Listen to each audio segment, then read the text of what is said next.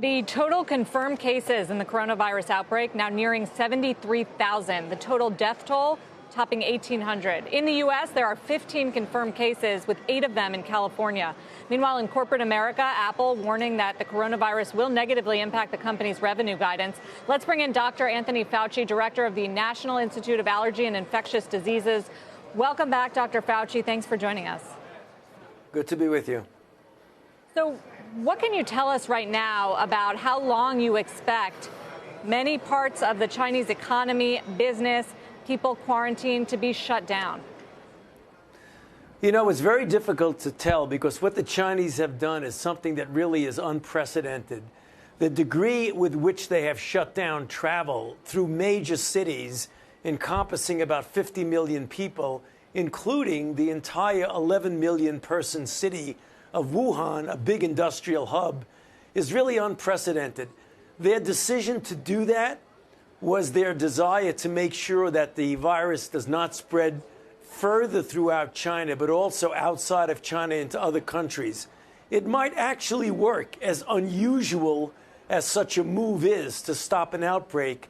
It looks like it might be slowing things down, but we don't know. They're saying that there are less new infections in the last couple of days, but I think we need to give it a few more days to determine if that's real or that's just the variability that you generally see.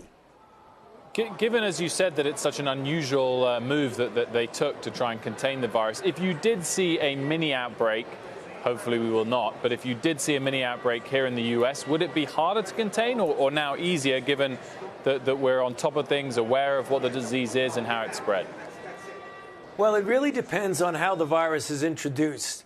For example, the 15 cases that we had, 13 of them are travel-related and 2 are spouses of the travelers.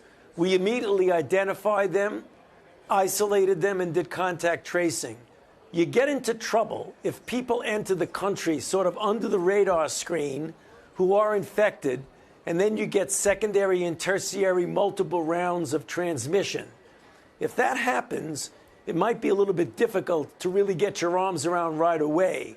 If you know that they're there and you can trace them and do contact tracing, we may be able to keep it contained. So it really is a kind of something in flux that there's no guarantee whether or not we're going to be able to do it. Hopefully, we will be able to effectively contain it. I read that children, for some reason or another, are not as likely to contract the life-threatening disease. What else have you learned about who is and what could cause that? Well, I think you're correct in that it's very unusual that in some of the case reports that are coming out, there are very few children, for example, less than 15, 16 years old. The median age is about 56 years old, and the people who get into trouble, namely who need to be hospitalized, some of whom need intensive care, are very heavily weighed towards elderly people and those with underlying conditions, chronic heart disease, chronic lung disease, kidney disease, diabetes, obesity, and things like that. So it's very similar to influenza in that regard. This morning on Squawk Box, Dr. Fauci, former FDA director Scott Gottlieb, said he felt Japan could potentially be on the cusp of a major epidemic, a major outbreak. Do you agree with that? Well, I think what Scott is referring to is that Japan has a substantially large number of people. They also is the place where that cruise ship was docked, in which there were hundreds and hundreds of people who were actually infected on that boat. And what they do, what the disposition of those individuals might have an impact on what goes on in Japan. Do you disagree with the repatriation of the U.S. citizens from that cruise ship, or do you think it was absolutely fair to get them off that petri dish, as it were, of potential infection? Well, 2 things. One, I absolutely agree with it because I was a part of the decision. So I think it was a very good idea to get them out of there, get them here. If they need medical care, we're giving it to them in the University of Nebraska, which is uniquely equipped to take care of them. And for those who require quarantine, we'll provide quarantine. What else have you learned, Dr. Fauci, about how it is transmitted from person to person? Is it really transmitted asymptomatically? And how contagious is this actually as we try to process what the global human toll is going to be? Well, it certainly is quite transmissible. It's easy to transmit. That's been well established by what's going on in China. We know that a substantial number of people have asymptomatic infection. They're infected, but they don't have any symptoms. Whether or not you can effectively or efficiently transmit to someone else when you are without symptoms is still up in the air. There are some anecdotal reports that indicate that asymptomatic transmission can indeed occur. It is likely not a major driver of the outbreak. Realistically, how far away are we from antibiotics to treat the condition and/or vaccines to prevent it? Well, a vaccine, very likely, even though we're going to be starting clinical trials in about 2 months, that is to determine safety, a vaccine, even at the best, would not be available for well over a year and a half.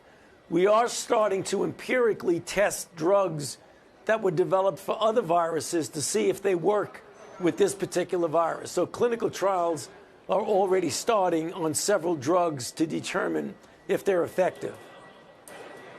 What about this idea that come warmer weather, this virus will peter out? Is there any reason to believe that? Well, it's not an unreasonable thought for the following reason. Influenza, which is a seasonal virus, certainly dissipates and almost disappears when you get to April, May, and June. A number of other coronaviruses also do that. The big unknown is whether this virus will do that, and we have no way of knowing whether or not it's going to peter out as we get into warm weather. There's precedent with other viruses that do that, but this is a unique virus for which we have no other experience. One quick question as it relates to your planning for other precautions in case this gets worse globally. If we do start to see it spread beyond China in bigger numbers, what would the U.S. do? Well, we do what's called mitigation. Namely, we try to contain it as much as possible out of the country. But if it really is a true global pandemic, it would be virtually impossible to keep infections totally out of the country. And then you deal with them. You deal with them by social distancing, by avoiding crowds, closing schools, those kinds of things that prevent the interaction of people who might transmit it among themselves.